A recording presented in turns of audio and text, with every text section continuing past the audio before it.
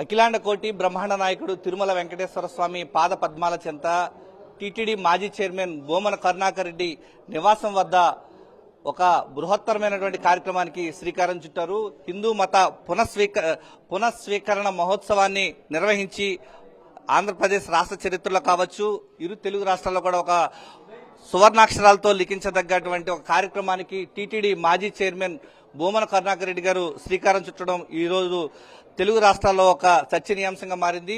హిందూ మత పునఃస్వీకరణ మహోత్సవం యొక్క విశిష్టత ఏంటనేది మనం ప్రత్యేకంగా చెప్పుకోవాల్సిన అవసరం ఉంది. తిరుపతికి చెందినటువంటి శ్రీనివాసులు రెడ్డి పుష్ప జీవనోపాధి నిమిత్తం గల్ఫ్ దేశాలైనటువంటి కువైట్కి వెళ్లిన తర్వాత 35 ఏళ్లుగా వారు ఇస్లాం మతం స్వీకరించి తిరిగి టీటీడీ మాజీ చైర్మన్ బోమన కరుణాకర్ రెడ్డి గారి ఒత్తిడితో హిందూ మతం స్వీకరణ కార్యక్రమానికి ఇక్కడ శాస్త్రోక్తంగా హిందూ మత పునఃస్వీకరణ మహోత్సవాన్ని నిర్వహించడం జరిగింది.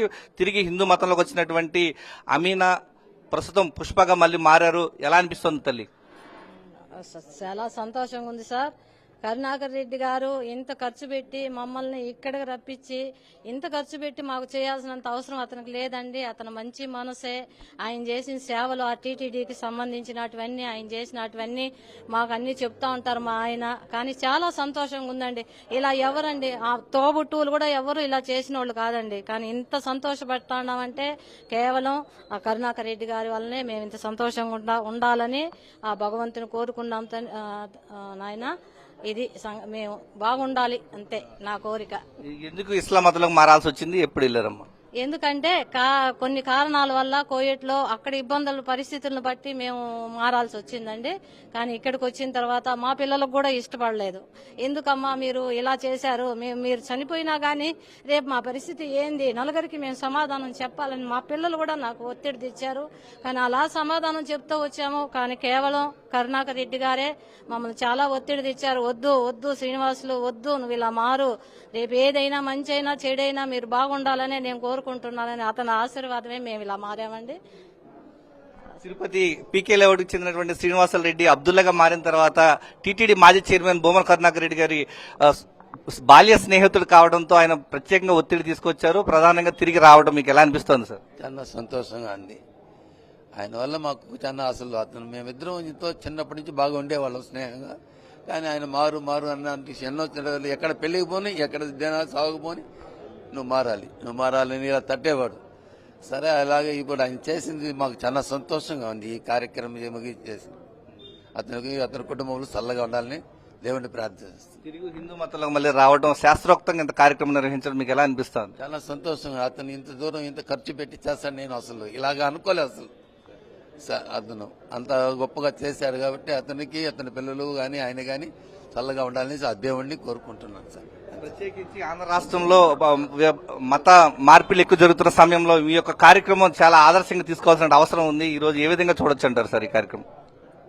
జగన్మోహన్ రెడ్డి గారు మా ప్రియతమ నాయకుడు, ఆయన ముఖ్యమంత్రిగా ఉన్న సమయంలో హైందవ ధర్మ పరిరక్షణ కోసమని నడుం బిగించి ఆయన చేసినటువంటి అనేక ధార్మిక కార్యక్రమాలు, కానీ దాని మీద విషం చిమ్మి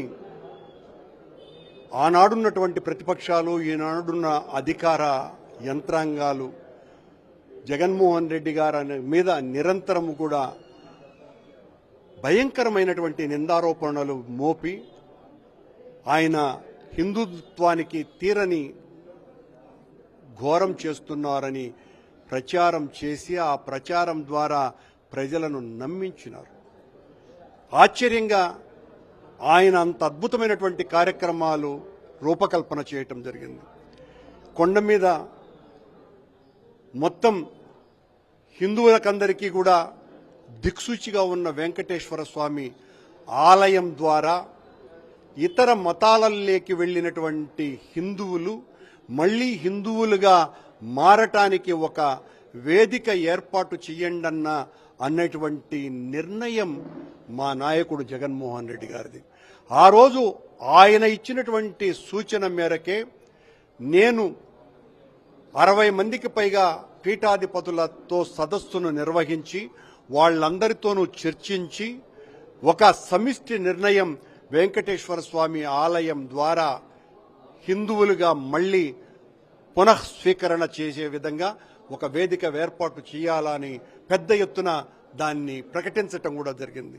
అది కార్యాచరణ జరిగేలోపే మా ప్రభుత్వం పోవటము, కూటమి ప్రభుత్వం వచ్చి దాదాపు 2 సంవత్సరాలు అయినప్పటికీ కూడా ఇప్పటికీ కూడా మాయమాటలు, మభ్యపూరితమైనటువంటి మోసాలు, మమ్మల్ని ఇంకా కూడా మేము హిందువులే కాదు హిందూ ద్రోహులము, హైందవ ద్రోహులము అనని మా మీద నిందతో రాజకీయాలు చేయాలనుకున్నటువంటి ఈ కూటమి ప్రభుత్వానికి చావు దెబ్బ తీసే విధంగా వెంకటేశ్వర స్వామి ఈ 1.5 సంవత్సరాలుగా ఆయన సేవకునిగా ఉన్నందుకు వీళ్ల పాలనలో ఉన్నటువంటి లోపాలను ఎత్తి చూపేటువంటి అవకాశం నాకు అనేక సార్లు ఇచ్చినారు. దానికి మైలురాయిగా ఈ రోజున నా చిన్ననాటి స్నేహితులైనటువంటి ఈ అబ్దుల్లా అమ్మిన్నా దంపతులు ఇద్దరూ కూడా మళ్లీ హిందువులుగా మారటానికి ఆ రోజు జగన్మోహన్ రెడ్డి గారి ఆదేశంతో నేను తీసుకున్నటువంటి ఆ నిర్ణయాన్ని కార్యాచరణ తీసుకురావటం కోసమని వెంకటేశ్వర స్వామి ఈ మహత్తరమైనటువంటి భాగ్యాన్ని మాకు కల్పించినాడు అని ఈ సందర్భంగా అత్యంత ఆనందంగా నేను తెలియజేస్తున్నా. చాలా తృప్తిగా ఉంది. ఇది ఇరు రాష్ట్రాలలో హైందవం నుంచి వెళ్లినటువంటి వాళ్ళు మళ్లీ అధికారికంగా హైందవంలోకి రావటం ఇదే మొదటిసారి. ఊరికనే మాటలు చెప్తే కుదరదు.